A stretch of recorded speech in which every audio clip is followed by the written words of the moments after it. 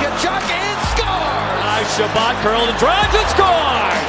And the Senators win it. Five apart, another chance, Madison scores! Drake Madison, oh, and got it. Green, Green again, scores!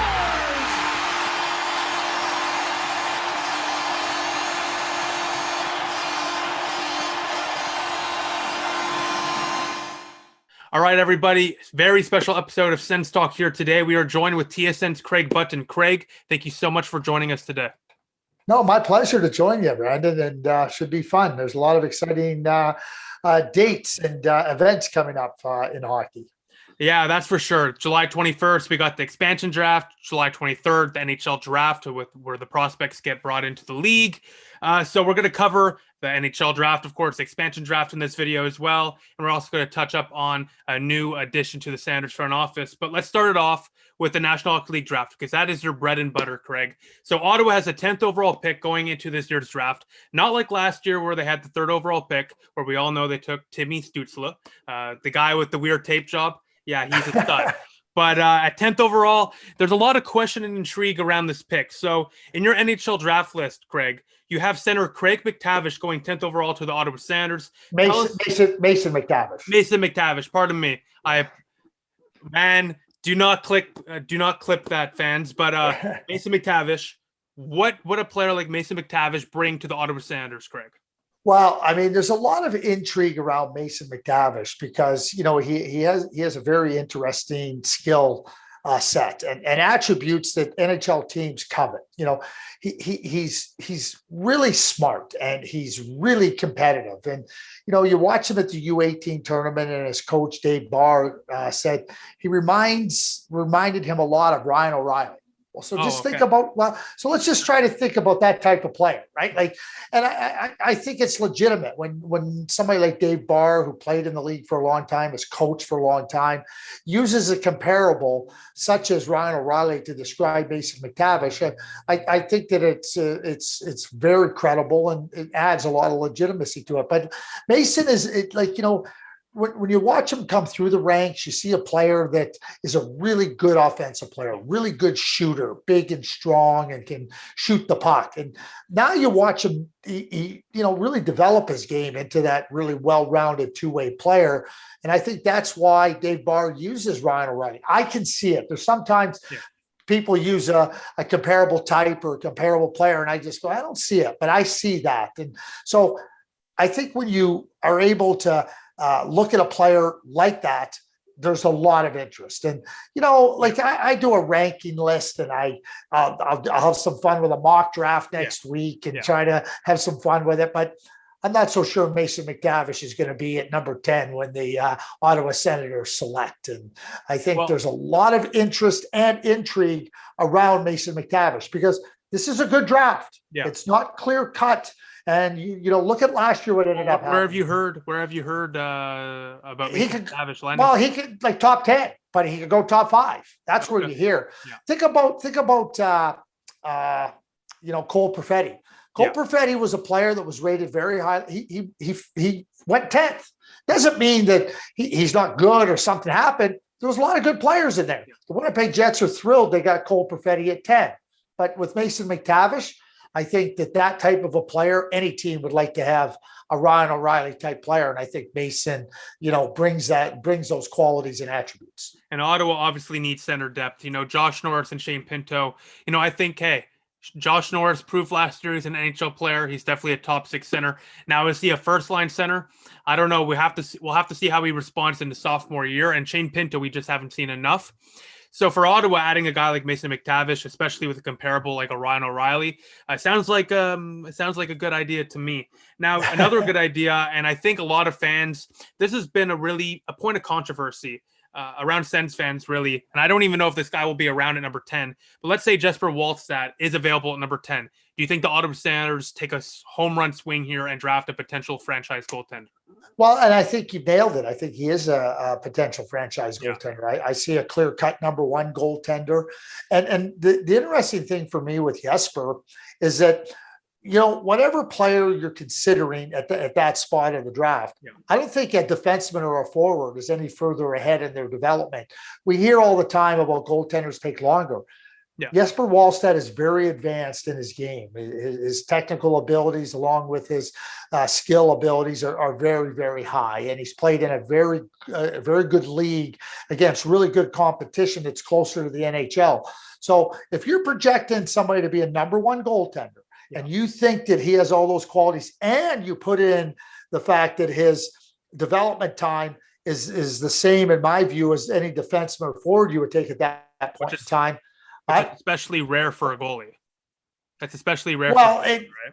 It is, but I also just watched Andrei Vasilevsky play every minute of every Stanley Cup playoff game the last 2 years, and he was a good goaltender in his draft year, a very, very, very good goaltender, and so certainly Jesper Wallstedt, when we start to talk about number one goaltenders with the potential to lock that position down for a long time, Wallstedt has that quality. Now, for Ottawa, unfortunately, though, they got an abundance of young goalie prospects: Joey Decord, Philip Gustafson, Matt Sogard, Levi Merlanen. They got a bunch of great prospects coming up, and I know I'm forgetting a couple. But do you think there's a chance? Like, listen, I know we just went through the fact that this guy looks to be a franchise goaltender, has all the has the incredible ceiling to do so. But let's say he's at 10. Do you think Ottawa, who often plays much a more conservative game in the draft, they don't usually take swings, they usually know who they're going to take, and they take them no matter who really is around. They usually have a good mindset of who they're going to take going in, so there's not really any home run picks. Do you think here Ottawa at number 10, with the abundance of goalie prospects, do you think they would take a swing at Jesper Wallstedt? It would be great. It would be great if the abundance of goaltending prospects all projected to be as good as Jesper Wallstedt. Yeah. And keep in mind, you're still betting on a lot of development with some of them. Yeah. I think Philip Gustafson's a really good goaltender. Yeah. I think Joey Decord has shown that he's got potential. Do I think that they have what Jesper Wallstedt has? No, I don't, not at all. So I think it comes down to a lot of different things with your team. I mean, it's not that one player stands clearly above another player with respect to position. But if you're grading players and you're evaluating players and you're looking at their potential, and the goaltender has this potential, the defenseman has a potential, and a forward has a potential, you ultimately have to make a decision. Yeah. I don't call it swinging for the fences. I call it, I got to make a decision right here, right now. And when I look and I see lots of really good forwards in the Senators system, yeah. I see lots of good defensemen in their system that I think are going to be good players. And I don't see a quality goaltender like Jesper Wallstedt. I think it has to be something that is very seriously and strongly considered. I like the sound of that. I completely agree. Listen, I am a big fan of the prospect pool for our goaltenders. I think, especially like a Levi Merlanen, he quietly had a fantastic year last year in Finland. Matt Sogard too. He had a great end with Belleville before that season ended. But for Ottawa, this is good segue into my next question, because you just said Ottawa has a good batch of young prospects in the forward core, and I agree. You got Igor Sokolov, a Ridley Gregg, even a Reinhardt. He was a 6th round pick, I believe, from the Brandon Wheat Kings. He had a solid year last year with the Belleville Sounders too. So Ottawa has a good amount of depth at the forward group and in defense as well. But in your opinion, what position does Ottawa really need to address going into this draft? Is there a glaring hole that you see on the Sounders roster and or in the depth chart? Well, I mean, you just went through the goaltending prospects, and I, like I said, I think they have a good pool of goaltending prospects. I love their defense prospect pool. I mean, that's led by Jake Sanderson, and certainly you mentioned Sokolov. Ridley Gregg is a really good player. You might not have seen a lot of Shane Pinto. He's going to be a really good player. And, I know. So if we go back and we talk about Mason McTavish and Shane Pinto and Josh Norris, all realizing their potential, that's a really good trio of centermen that you can do a lot of things with it, as a coach, in terms of putting them into spots that they can handle. The wingers are good. I mean, Tim Stützle is a heck of a winger. Drake Batherson is a really top-notch winger in my view. So Brady Tkachuk, enough said, right? Amen. So I don't think that there's a necessary area of their prospect cover that you go, well, that shelf is a little bit shy on some prospects of this ilk.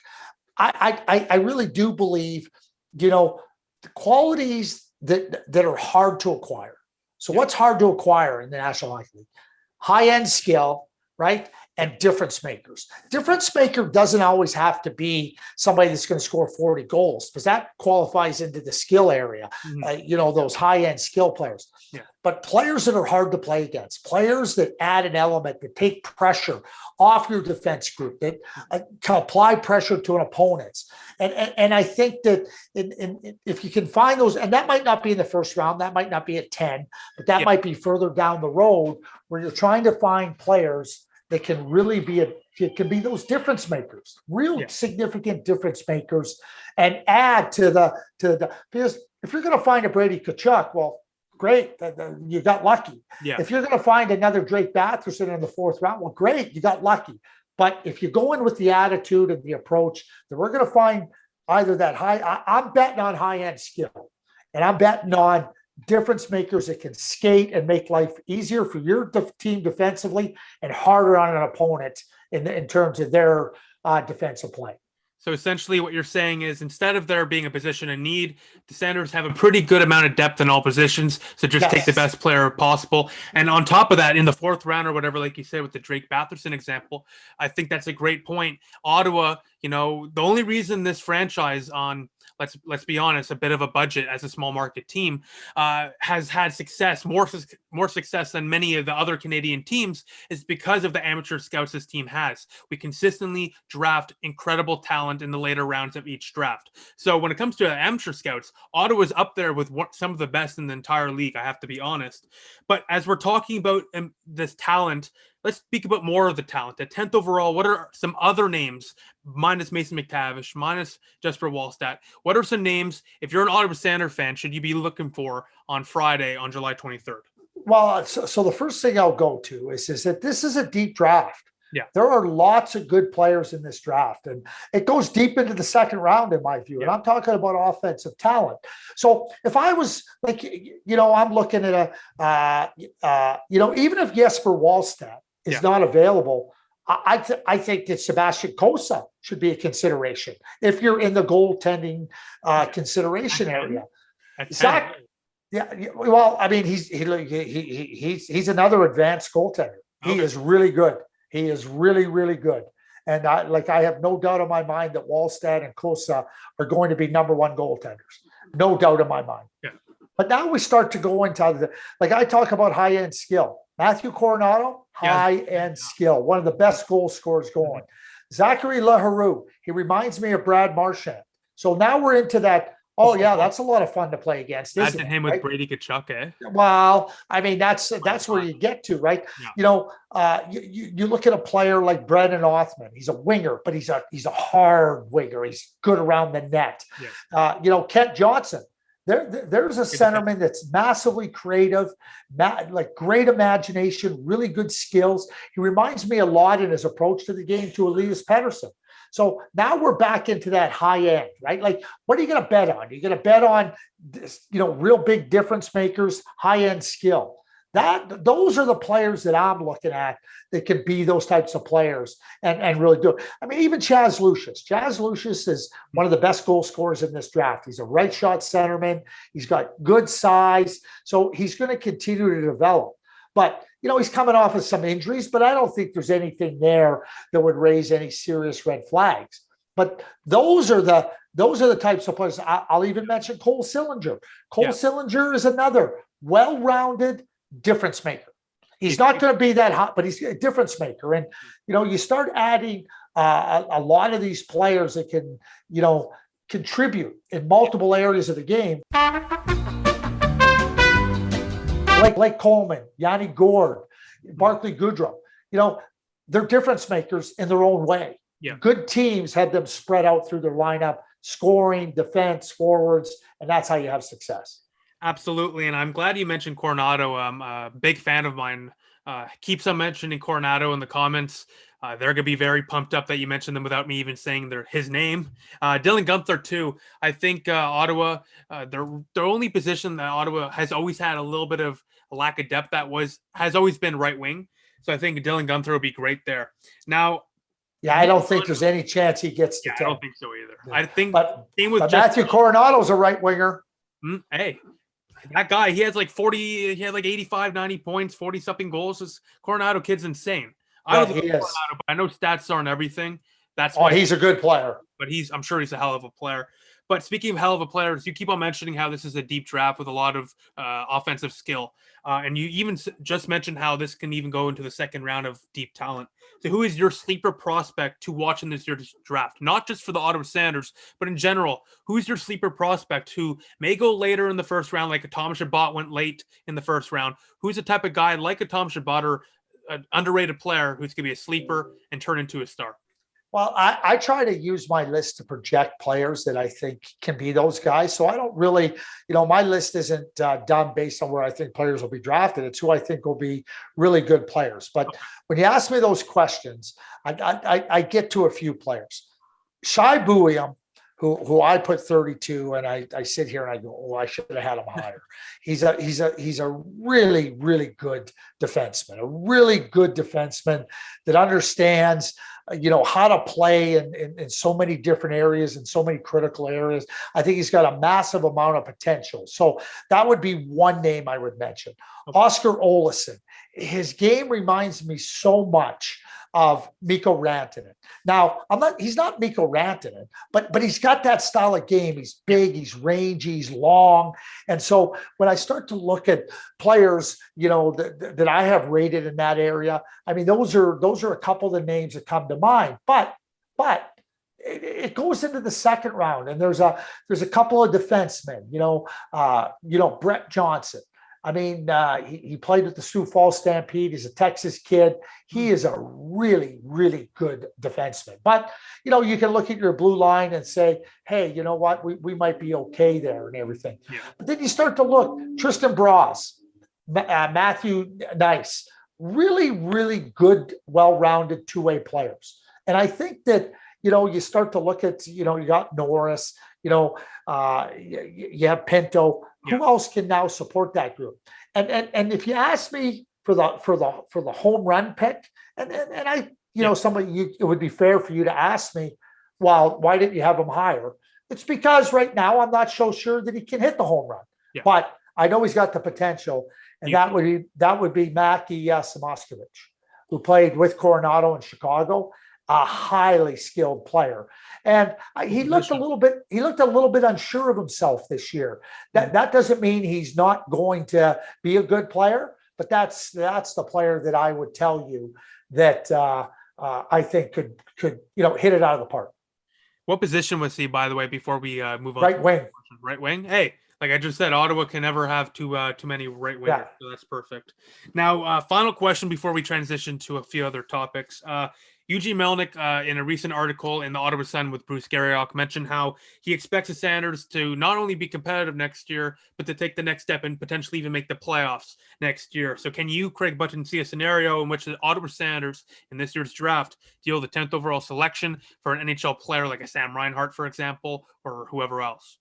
Well, I mean, I think that you always have to keep your options open. You have to be open-minded to a lot of things, but it's got to be balanced between the short term and the longer term. In the longer term, I'm not talking 5 years. What does that 10th pick look like?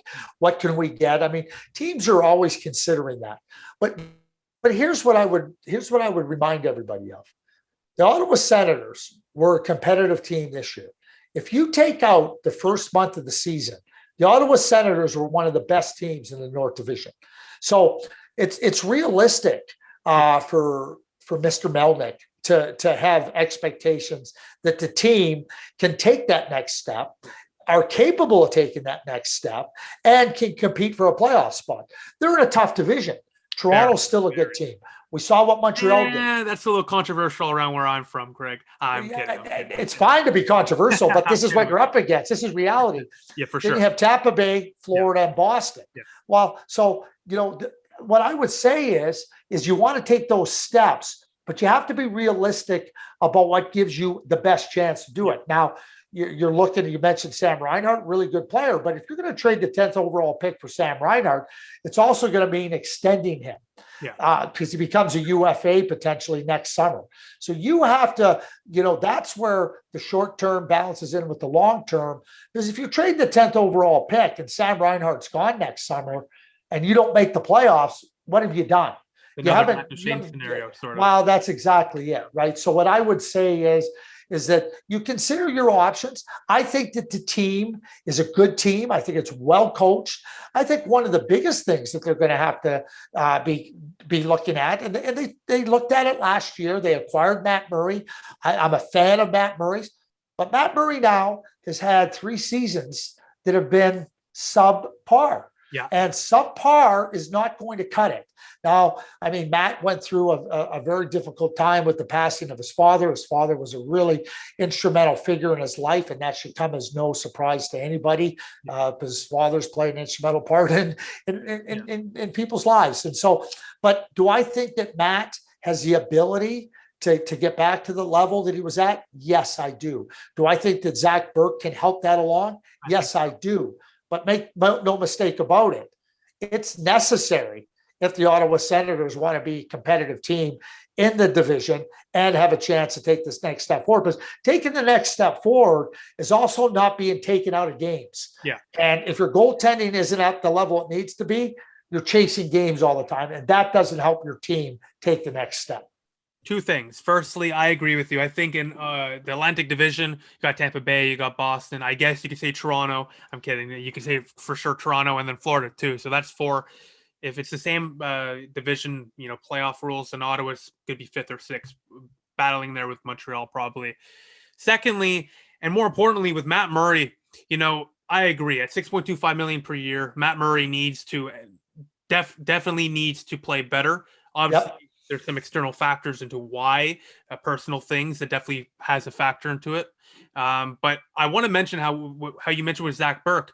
Once Zach Burke took over, and Matt Murray did get injured at the end of the year. However, in that short stint with Zach Burke, in like 5 or 6 games against Calgary and against Montreal, he won 4 out of those 5 games. He had 2 shutouts, had like a .930 save percentage, and like a below .220 goals against average. So for Ottawa, in that short stint, I know it's a short stint, but it's a good sample size to see that, hey, things did improve under a different style of coaching. So I think that's definitely something to look at and be like, all right, there's still a chance that we can reclaim the back-to-back Stanley Cup goaltender that he was. Matt Murray has capability. Make no mistake about it. He has loads of capability. The Ottawa Senators didn't trade for him and then sign him to that contract without recognizing that capability. Do I think Matt Murray can get back to that capability? Absolutely, I think he can. I don't have any doubt in my mind. I mentioned, the impact the loss of his father had on him, and grieving is not the same for everybody. Everybody's going to grieve differently and deal with loss in a different way. But I think when you point out Zach Burke comes in, and what I saw in Matt Murray was a settled goaltender. Yeah. And when Matt Murray's at his best, he's settled. The feet are quiet. He's in position. He's closing it down. He's reading it. And that's where a good goaltending coach can recognize this is the strength of your game. This is where we got to get you to. I think in that short sample size, you saw that. But I really have no doubt that Matt has the capability. Now he needs to get back to that level. And I think he absolutely can.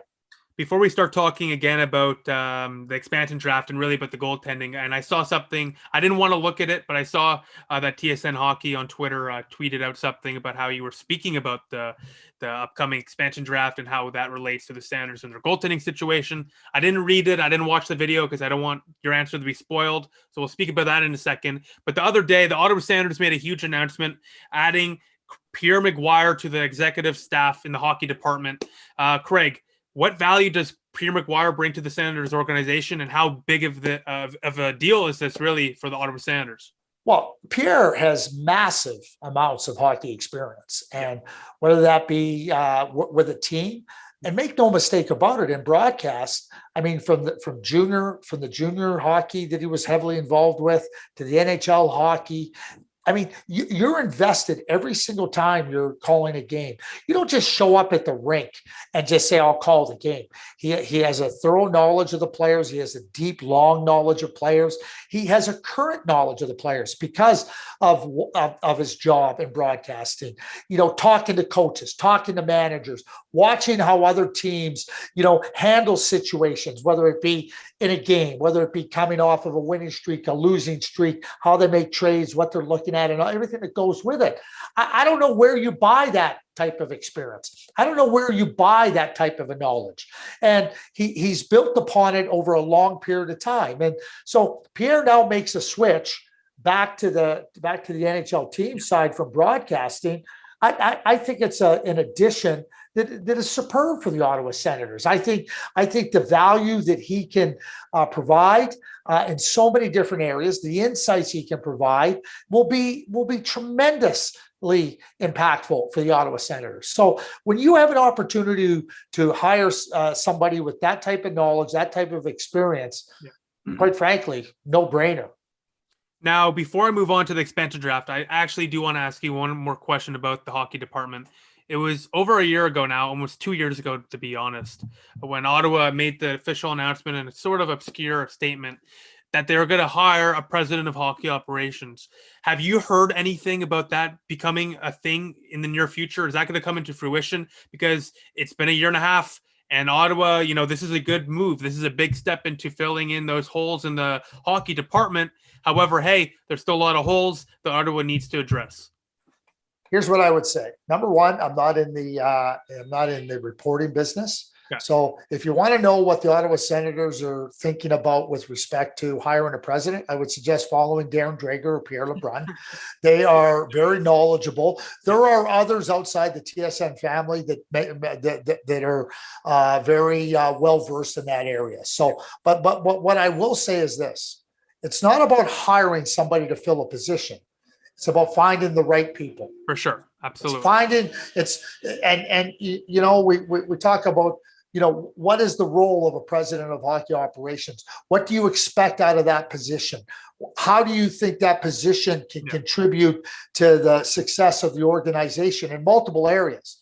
And then you go and see what people meet that criteria and have the qualifications. You don't do it. And I'll be straightforward with you. You don't do it ass backwards and start looking, because there's a lot of great names that don't fit the qualifications or the description that you may be looking for. For sure. It's just unfortunately in the last year since that statement, we haven't really heard much about it. But hey, hopefully like Darren Drager and whoever else, hopefully very soon they'll have a good update because, hey, maybe Pierre McGuire is the domino effect. Now let's go to those are the guys to follow, Pierre LeBrun and Darren Drager. Those are the guys at TSN. Do it. Now the expansion draft is coming up, Craig, and we already spoke about this. The Ottawa Senators are expected to expose Matt Murray in the expansion draft, leaving Joey Decord and or Philip Gustafson to be put into that protection slot for the goaltender position. Who do you think Ottawa protects in the expansion draft at goaltender? So what I would say is if it's me, I'm protecting Philip Gustafson. He's younger, and I think he's got better potential than Joey Decord. And that doesn't it's close. I'm not going to try to suggest that there's a wide disparity between their potential, but a younger goaltender that I think has a little bit more potential that's the guy I'm protecting. And I think Philip Gustafson meets that criteria. Now, when you look at the Ottawa Senators protected list, I don't do they want to lose a young goaltender like Joey Decord? I would say no, but you just mentioned that they have other goaltenders in the system, right? You have to lose a player. Now, if the Seattle Kraken decide that they don't want Joey Decord, I don't think there's any problem here for the Ottawa Senators. It'll become basically what I call an expansion pass. So they'll select an unrestricted free agent, and they won't have to worry about signing them or keeping them, and they can do that with 10 players. Yeah. And keep in mind, this is always important to say, Vegas is not part of the expansion draft. They're only picking 30 players, of which 20 have to have contracts for the 2021, 2022 season. Well, I think that's a great way of putting it.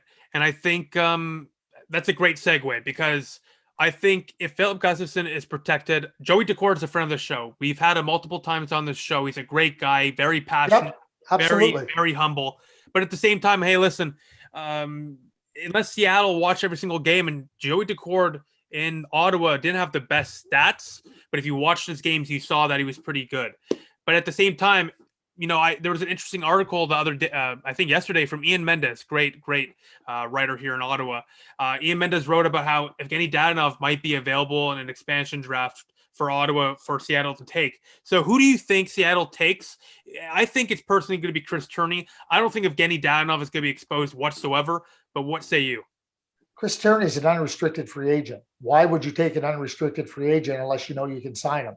And why would you take a player left on his deal? Pretty sure he's an unrestricted free agent. Let me fact check here on live video because I don't want to give you false information. One sec. Oh, I have Chris Tierney protected.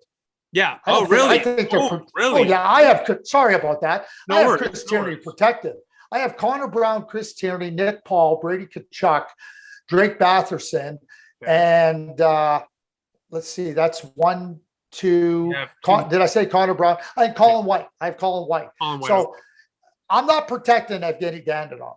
Wow. Okay. Wow. $5 million, 2 more years. He scored 9 goals, didn't help on the power play. I'm going to give myself a chance to protect another player. And I'll leave Dadonov available. First of all, if they take him, that's $5 million I got available to myself. Mm-hmm. Number 2, it gives me a chance to protect another player. So the other player that I would protect, and depending on where it goes, but why lose Logan Brown? Why lose Logan Brown at this point in time? I would protect Logan Brown. And whether he plays in Ottawa or he doesn't, why lose him for nothing? And I would be happy to lose. I should say happy. That's not the right way to put it. Yeah. But with an underperforming player like Dadonov, no, I'm not protecting him. Chris Tierney's protected. I apologize. No, hey, that's fine. And be available, and you have to make players available that meet criteria. Dadonov and Austin Watson do that. So that's where I'm at. I'm totally protecting Chris Tierney. So now I want to give a bit of a rebuttal to a couple of things. Firstly, you mentioned about Logan Brown. Bruce Garriock today mentioned how there's possibly going to be a trade in the next few days with Logan Brown because of that very reason. Why lose him for nothing? So I think in the next few days we may see a Logan Brown trade, or if there's not, then yeah, there's a very good chance Otto protects him. Number 2, I would argue that, hey, Evgeny Dadonov, $5 million per year for the next 2 years, not ideal, but hey, listen, I think there's a better shot that he rebounds next year rather than him continuing the regress. Sure, he had a terrible year, 1 point on the power play throughout the year, minimal goals, minimal impact. But hey, it was a first year in a weird COVID year, empty arenas, a lot of separation because of COVID. I think if there's a next year, I think we can, if he doesn't play well, then we can have that conversation. Maybe we should move him at the deadline next year, blah, blah, blah, blah, blah. But hey, listen, if we get rid of a Dadonov, who I value much more than a Chris Turney, especially with our center depth, listen, now you get rid of Dadonov. Now you're asking Connor Brown, who's more comfortable in the third line, producing on the third line, very well in the third line. You're now pushing him to the second line. Now you're going to call up an Igor Sokolov prematurely. You see what I mean here? So unless Ottawa's going to bring in somebody through free agency to fill in a right wing gap, why not just keep Evgeny Dadonov then, give it another shot? You brought him here for a reason. Don't get rid of him. This was a big acquisition, one of the biggest free agent acquisitions that Ottawa's had since Bobby Ryan in a trade 6 years ago. So, at the end of the day, I think Ottawa can't just throw it away yet. I think we got to give another opportunity. I don't think Seattle comes close to taking him. Okay. So now you get to protect another player. Okay. And the bottom line, you're missing one major part of this: opportunity cost. If they do take Dadonov and you lose them, you get to take $5 million to go into the marketplace. That's fair. And I think you can find a better player than Evgeny Dadonov. And I get to protect another player. I'll throw you a crazy curveball. Taylor Hall. I know you're not an insider, but just imagine him in Ottawa. How electric would that be to have a talented player like Taylor Hall on a team like Ottawa with the abundance of young talent that they have? Where does he play? Right now, he's in Boston. No, but where does he play? Third line left wing behind Tkachuk and Stützle? True, but maybe you can transition somebody to the right wing. No. I don't know. No. Okay. Now I want to move it on now because, hey, like you just said, Ottawa has an abundance of depth on the left wing there with Stützle and Brady Tkachuk. And now speaking of that depth, the Senators prospect pool, we already covered it earlier with Igor Sokolov, Ridley Gregg, Jake Sanderson. You were talking about all that. But name me one prospect. Which Ottawa Senator prospect that has not played one NHL game yet, so Shane Pinto cannot be included. Which Senators prospect that has not played one game excites you the most? Sokolov. He's a big scorer. Yep. Igor Sokolov. I mean, he's a big goal scorer. And, goal scoring is at a premium. He does that exceptionally well. And he's big. Size is at a premium. Yes. So you combine those two things. I think that Igor, and I've seen tremendous growth in Igor Sokolov's game from the time he came to North America and then ended up being, he went through drafts. And then he ends up being drafted by the Ottawa Senators. He had a good year last year in Belleville. Yeah. That's the guy. Because, again, I'm going to go back to the high-end skill. I'm betting on high-end skill. I'm not betting on other players that can come in and be a catalyst player, an energy player. I can find those guys. Hard to find the Igor Sokolov. That's the guy. You just made a lot of, I can't even understate this. You just made a lot of Sens fans' days because Igor Sokolov, listen, we haven't really had the chance to interact with him, obviously, because of COVID, no fans in the stands, but he's honestly probably the most popular Sens prospect right now. So Sens fans are going to be fired up to hear that.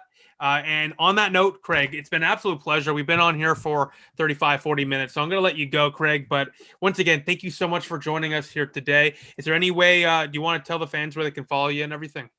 Well, I'm on Twitter and Instagram on Craig J. Button. I appear on a lot of platforms on TSN, so you can always, watch me and then send me a note and tell me how wrong I am. I learn all the time. I love the passion of the fans. I think without it, sports wouldn't be very much, if anything at all. So, I learn all the time. I learn, I listen, I watch, and you know what? It's always good to have different opinions. And the one thing about hockey in Canada is that the fans are exceptionally knowledgeable. So, don't be afraid to remind me when I'm wrong. Don't be afraid to open up a discussion if you disagree. I'm always ready for good, respectful back and forth dialogue and debate. And I have no problem with disagreement.